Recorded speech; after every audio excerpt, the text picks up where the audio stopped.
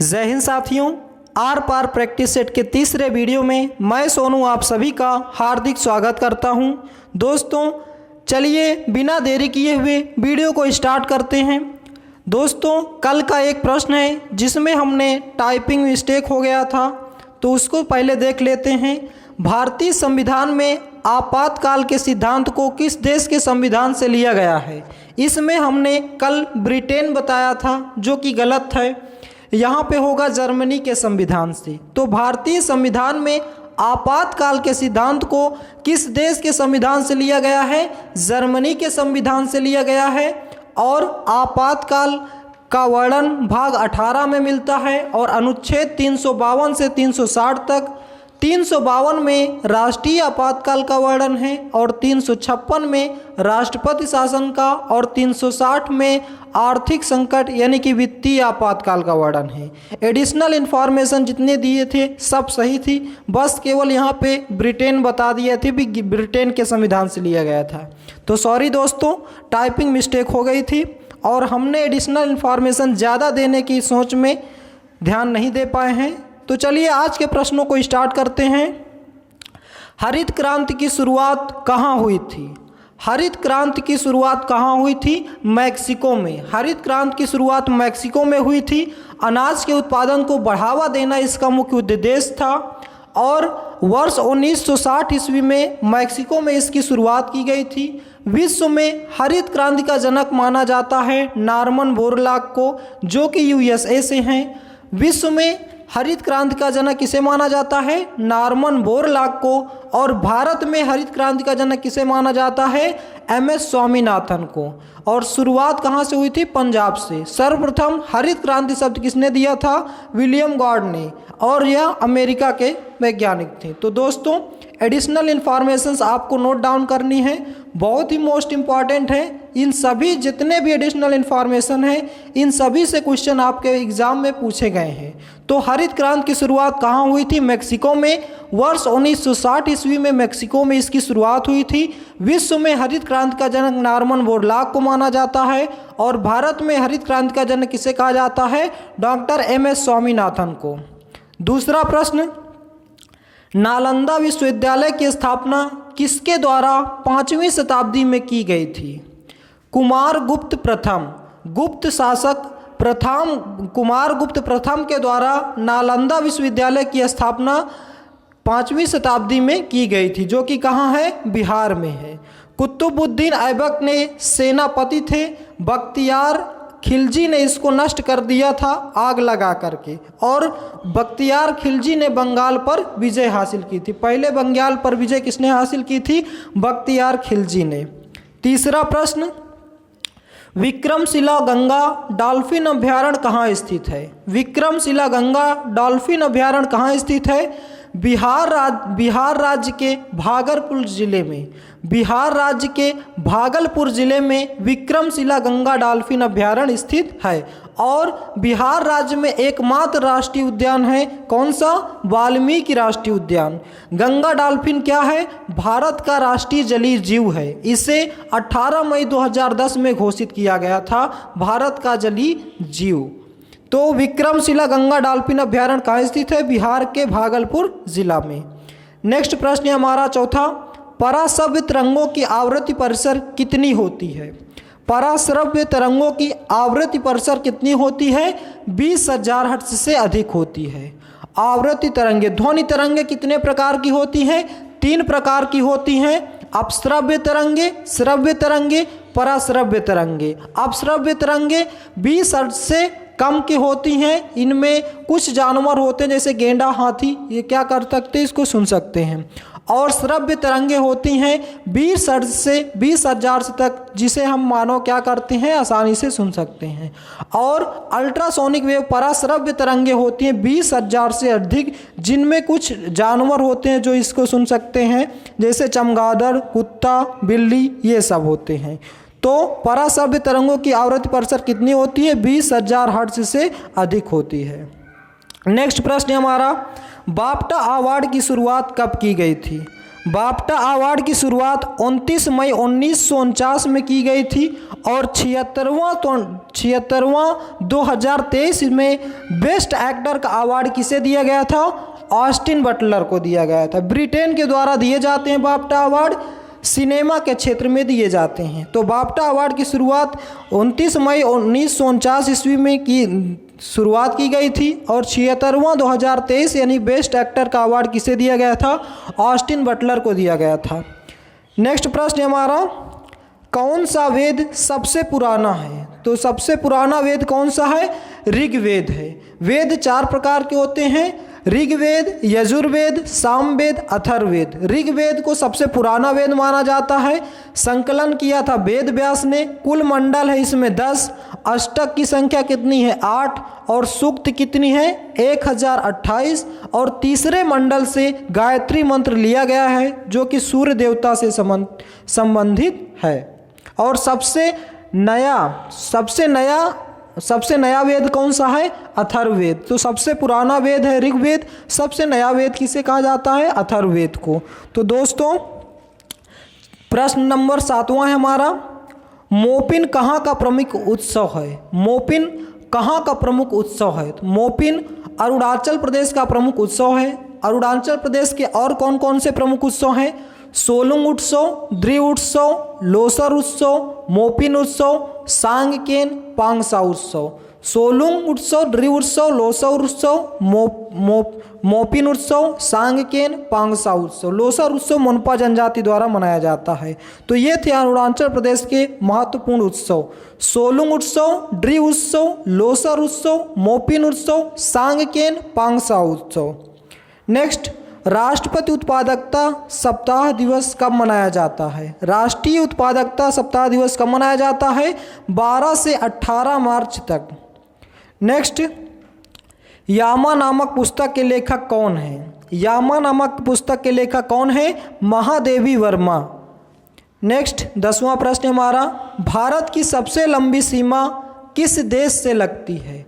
भारत की सबसे लंबी सीमा बांग्लादेश से लगती है। सीमा की लंबाई कितनी है? 4096 किलोमीटर है। बांग्लादेश की राजधानी है ढाका। मुद्रा क्या है? टका। राष्ट्रीय खेल क्या है? कबड्डी। और सीमावर्ती राज्य कौन कौन से हैं? पश्चिम बंगाल, असम, मेघालय, त्रिपुरा, मिजोरम। नोट, किस राज्य की सीमा बांग्लादेश से 2 बार लगती है? तो असम से। किस राज्य की सीमा बांग्लादेश से 2 बार लगती है? असम की। सबसे कम सीमा पूछा जाए कि भारत की किससे सबसे कम सीमा लगती है? तो अफगानिस्तान से लगती है 106 किलोमीटर। तो भारत की सबसे लंबी सीमा किस देश से लगती है? बांग्लादेश से। सबसे कम लगती है अफगानिस्तान से। नेक्स्ट प्रश्न है हमारा, कुल्लू घाटी किस राज्य से संबंधित है? कुल्लू घाटी किस राज्य से संबंधित है? हिमाचल प्रदेश से। इसे देवताओं की घाटी भी कहा जाता है। यहाँ 7 दिवसीय दशहरा महोत्सव भी होता है। कुल्लू घाटी कहाँ पे है? पीर पंजार श्रेणी और धौलाधर श्रेणी के मध्य स्थित है हमारी क्या? कुल्लू घाटी। 12वां प्रश्न हमारा, लूनी नदी का उद्गम किस श्रेणी से होता है? लूनी नदी का उद्गम किस श्रेणी से होता है?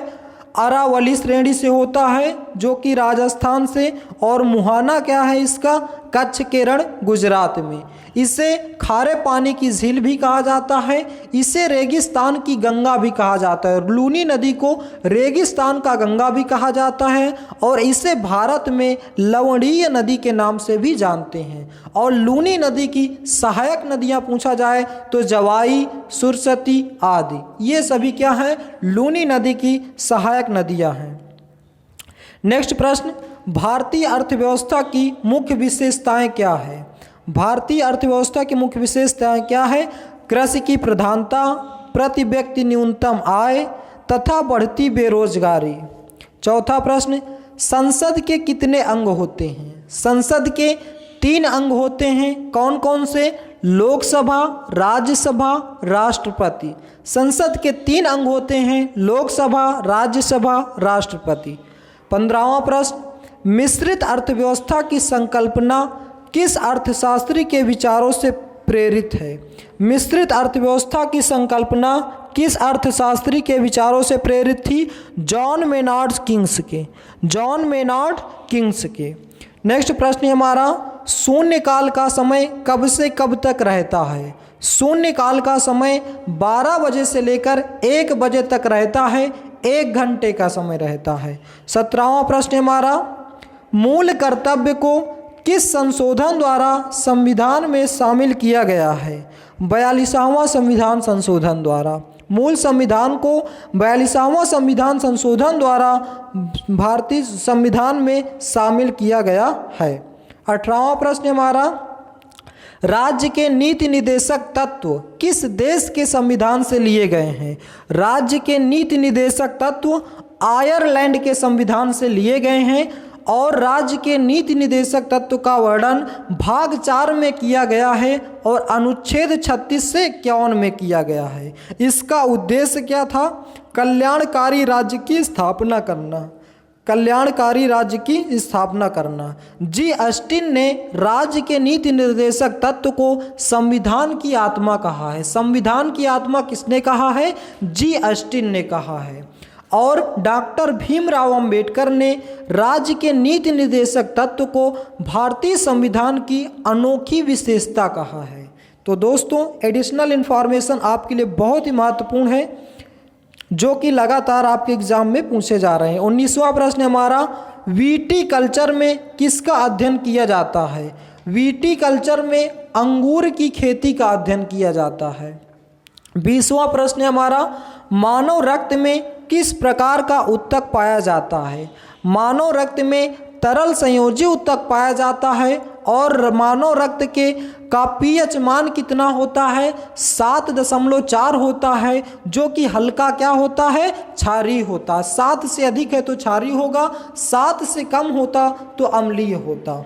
नेक्स्ट प्रश्न है हमारा 21वां, कौन सा शहर वर्ल्ड गवर्नमेंट समिट 2023 की मेजबानी कर रहा है? कौन सा शहर वर्ल्ड गवर्नमेंट समिट 2023 की मेजबानी कर रहा है? दुबई कर रहा है। और विश्व शिखर सम्मेलन भी कहाँ आयोजित हो रहे हैं? दुबई में आयोजित हो रहे हैं। 22वां प्रश्न हमारा, हाल ही में जीएसटी काउंसिल की 49वीं बैठक का आयोजन कहाँ किया गया है? हाल ही में जीएसटी काउंसिल की 49वीं बैठक का आयोजन कहाँ किया गया है? नई दिल्ली में किया गया है। दोस्तों, 49वीं बैठक जीएसटी की 18 फरवरी 2023 को नई दिल्ली में आयोजित किया गया है और वित्त मंत्री निर्मला सीतारमण ने इसकी क्या की थी? अध्यक्षता की थी। 23वां प्रश्न है हमारा, गुलाब चंद कटारिया ने किस राज्य के 31वें राज्यपाल के रूप में शपथ ली थी? असम के। गुलाब चंद कटारिया ने किस राज्य के 31वें राज्यपाल के रूप में शपथ ली थी? असम की। और ये इन्होंने किसका जगह स्थान लिया है? प्रोफेसर जगदीश मुखी के स्थान पर है इन्होंने शपथ ली है।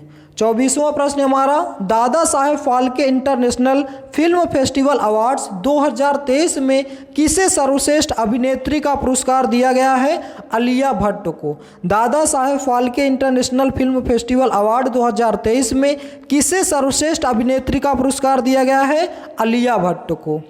25वां प्रश्न है, बंगाल के विभाजन के समय भारत का वायसराय कौन था? Lord Curzon. बंगाल के विभाजन के समय भारत का वायसराय कौन था? लॉर्ड कर्जन था। और बंगाल का विभाजन 16 अक्टूबर 1905 ईस्वी में किया गया था और रद्द कब किया गया था?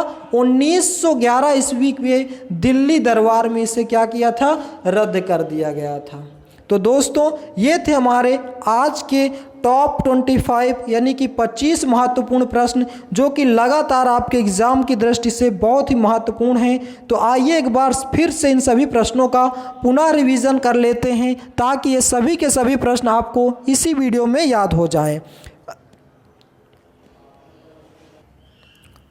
हरित क्रांति की शुरुआत कहाँ हुई थी? मेक्सिको में। नालंदा विश्वविद्यालय की स्थापना किसके द्वारा 5वीं शताब्दी में की गई थी? कुमारगुप्त प्रथम के द्वारा। विक्रमशिला गंगा डॉल्फिन अभ्यारण्य कहाँ स्थित है? बिहार के भागलपुर में। परासभ्य तरंगों की आवृत्ति कितनी होती है? 20,000 हर्ट्ज से अधिक। बाफ्टा अवार्ड की शुरुआत कब की गई थी? 19 मई 1949 को। कौन सा वेद सबसे पुराना है? ऋग्वेद। मोपिन कहाँ का प्रमुख उत्सव है? अरुणाचल प्रदेश का। राष्ट्रीय उत्पादकता सप्ताह दिवस कब मनाया जाता है? 12 से 18 मार्च। यामा नामक पुस्तक के लेखक कौन है? महादेवी वर्मा। भारत की सबसे लंबी सीमा किस देश से लगती है? बांग्लादेश से। कुल्लू घाटी किस राज्य में स्थित है? हिमाचल प्रदेश। लूनी नदी का उद्गम किस श्रेणी से होता है? अरावली श्रेणी से। भारतीय अर्थव्यवस्था की मुख्य विशेषताएं क्या है? कृषि की प्रधानता, प्रति व्यक्ति न्यूनतम आय तथा बढ़ती बेरोजगारी। 14 संसद में कितने अंग होते हैं? 3 मिश्रित अर्थव्यवस्था की संकल्पना किस अर्थशास्त्री के विचारों से प्रेरित थी? John Maynard Keynes. शून्यकाल का समय कब से कब तक रहता है? 12 से 1 बजे तक। मूल कर्तव्य को किस संशोधन द्वारा संविधान में शामिल किया गया है? 42वां संविधान संशोधन। राज्य के नीति निर्देशक तत्व किस देश के संविधान से लिए गए हैं? आयरलैंड के संविधान से। वीटी कल्चर में किसका अध्ययन किया जाता है? अंगूर की खेती का। मानव रक्त के किस प्रकार का उत्तक पाया जाता है? तरल संयोजी उत्तक। कौन सा शहर वर्ल्ड गवर्नमेंट समिट 2023 की मेजबानी कर रहा है? दुबई। हाल ही में जीएसटी काउंसिल की 49वीं बैठक का आयोजन कहाँ किया गया है? नई दिल्ली में। गुलाब चंद कटारिया ने किस राज्य के 31वें राज्यपाल के रूप में शपथ ली है? असम। दादा Saheb Phalke international festival awards 2023 में किसे सर्वश्रेष्ठ अभिनेत्री का अवार्ड दिया गया है? आलिया भट्ट को। बंगाल के विभाजन के समय भारत का वायसराय कौन था? Lord Curzon. तो दोस्तों ये थे हमारे आज के 25 महत्वपूर्ण प्रश्न जिनको हमने अच्छे से पढ़ा और रिवीजन भी किया। आशा करता हूं कि ये सभी के सभी प्रश्न आपको समझ में आ गए होंगे और याद भी हो गए होंगे। तो चलिए अब कल वाले प्रश्न का फटाफट रिवीजन कर लेते हैं ताकि कल के भी प्रश्न हमें अच्छे से क्लियर रहें। फ्लेमिंगो कहाँ का प्रमुख उत्सव है? आंध्र प्रदेश का। भारतीय संविधान में आपातकाल के सिद्धांत को किस देश के संविधान से लिया गया है? जर्मनी के संविधान से। कल हमने ब्रिटेन बताया था, याद रखना, जर्मनी के संविधान से लिया गया है। कूनो राष्ट्रीय उद्यान कहाँ का है? मध्य प्रदेश का है। मध्य प्रदेश में कुल 12 राष्ट्रीय उद्यान है। कान्हा, सतपुड़ा, पन्ना, पेंच, माधव, बांधव, संजय, ओकारेश्वर, जीवाश्म, डायनासोर, कूनो वन विहार। भारत में राष्ट्रीय आय की गणना किसके द्वारा की जाती है? केंद्रीय सांख्यिकी संगठन। समष्टि अर्थशास्त्र को अर्थशास्त्र की एक अलग शाखा के रूप में आरंभ करने का श्रेय किसे दिया जाता है? जॉन मेनार्ड कीन्स को। भारतीय संविधान के अस्थायी अध्यक्ष कौन थे? डॉक्टर सच्चिदानंद सिन्हा। स्थायी अध्यक्ष कौन है? डॉक्टर राजेंद्र प्रसाद। पंचतंत्र नामक पुस्तक के लेखक कौन है? विष्णु शर्मा। विश्व क्षय रोग दिवस कब मनाया जाता है? 24 मार्च को। बुचकाशी कहाँ का प्रमुख राष्ट्रीय खेल है? अफगानिस्तान का। झंडा समिति के अध्यक्ष कौन है? डॉक्टर राजेंद्र प्रसाद। उप झंडा समिति के अध्यक्ष कौन है? जेबी कृपलानी। विश्व उपभोक्ता अधिकार दिवस कब मनाया जाता है? 15 मार्च को। किस खिलाड़ी ने वर्ष 2022 में फीफा फुटबॉल अवार्ड्स में सर्वश्रेष्ठ पुरुष फुटबॉल अवार्ड जीता था? लियोनेल मेसी ने। अर्जेंटीना से संबंधित है। हाल ही में किस देश ने आईसीसी महिला T20 विश्व कप ट्रॉफी 2023 जीती है? ऑस्ट्रेलिया ने। बेकिंग सोडा का रासायनिक नाम और सूत्र क्या होता है? NaSCO3 sodium bicarbonate. भारत का नेपोलियन किसे कहा जाता है? समुद्रगुप्त को। तारे मुख्यतः किसके बने होते हैं? हाइड्रोजन तथा हीलियम के। विधवा विवाह कानून किसने पेश किया था? लॉर्ड कैनिंग ने। तुजुक ए बावरी को किस भाषा में लिखा गया है? तुर्की भाषा में। हरिप्रसाद चौरसिया का संबंध किस वाद्य यंत्र से है? बांसुरी वादक से। भारतीय अर्थव्यवस्था किस प्रकार की अर्थव्यवस्था है? विकासशील अर्थव्यवस्था। हाल ही में किसे दुनिया का शक्तिशाली रॉकेट लॉन्च किया है? स्पेस एक्स ने। एक एजेंसी है नासा के जैसी। भारत संविधान के किस अनुच्छेद द्वारा अस्पृश्यता का अंत कर दिया गया? अनुच्छेद 17 के द्वारा। कौन सी संस्था भारत में लघु उद्योग के लिए सूक्ष्म वित्त प्रदान करती है? सिडबी। आगरा के लाल किले का निर्माण किसने कराया था? अकबर ने। दिल्ली के लाल किले का निर्माण किसने कराया था? शाहजहां ने। नवंबर 2022 तक पृथ्वी से तक लॉन्च किया गया अब तक सबसे शक्तिशाली रॉकेट कौन था? Falcon heavy. तो दोस्तों ये थे हमारे कल के 25 महत्वपूर्ण प्रश्न जिनको हमने अच्छे से रिवीजन किया। तो दोस्तों आशा करता हूँ कि सभी के सभी क्वेश्चन कल के और आज के भी आपको इसी वीडियो में अच्छे से समझ में आ गए होंगे और याद भी हो गए होंगे। दोस्तों हमारे पढ़ाने का तरीका कैसा लगा आपको, इसका जवाब आप हमें कमेंट बॉक्स में दें। यदि आप हमारे चैनल पर नए हैं तो चैनल को सब्सक्राइब करें, वीडियो को लाइक करें और ज़्यादा से ज़्यादा शेयर करें। दोस्तों इस चैनल पर आपको एसएससी, एमटीएस, सीएचएसएल, सीजीएल यानी कि आप किसी भी एग्ज़ाम की तैयारी कर रहे हैं तो जीके जीएस में आपको डेली 25 यानी कि कहने को तो 25 क्वेश्चन है, लेकिन एडिशनल इन्फॉर्मेशन को फॉलो करोगे तो 75 से 80 प्रश्न आपके डेली इसी चैनल पे डेली आपको एक वीडियो मिलेगा जो कि आर पार प्रैक्टिस सेट के नाम से। तो दोस्तों वीडियो को लास्ट तक देखिएगा डेली, तभी आपको अच्छे से तैयारी बेहतर हो पाएगी। तो दोस्तों आज का वीडियो बस यहीं तक, मिलते हैं कल भी नेक्स्ट वीडियो में। जय हिंद, जय भारत।